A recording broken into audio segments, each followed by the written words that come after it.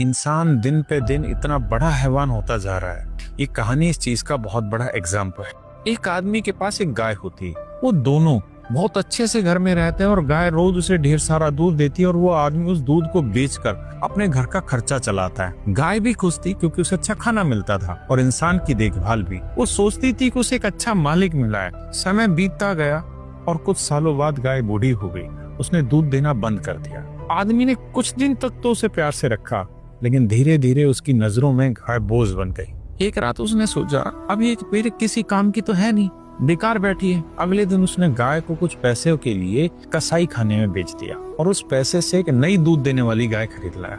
गाय ये सब देखकर बहुत दुखी हुई। वो कुछ कह तो नहीं सकी, लेकिन उसकी आंखों में सवाल बहुत था। क्या ये रिश्ता इतना कमजोर था कि मेरे बूढ़े होने पर मुझे यूं छोड़ दिया गया? अब एक तरफ तो आदमी फिर से खुश हो गया क्योंकि उसे नई गाय से दूध मिलने लगा, पैसा आने लगा। वहीं दूसरी तरफ उस बीफ कंपनी ने उस गाय को काटकर उसके बीफ को बेचना शुरू कर दिया। कुछ ही दिनों बाद आदमी का बेटा बीमार हो गया और कोई इलाज काम नहीं आया। गांव के साधु ने बताया कि ये उस गाय के श्राप का असर है जिसे तुमने लालच में कसाई को बेच दिया था। गलती का एहसास होने पर आदमी ने पशुओं की सेवा शुरू की और गाँव में गौशाला बनवाई। धीरे धीरे उसका बेटा भी ठीक होने लगा।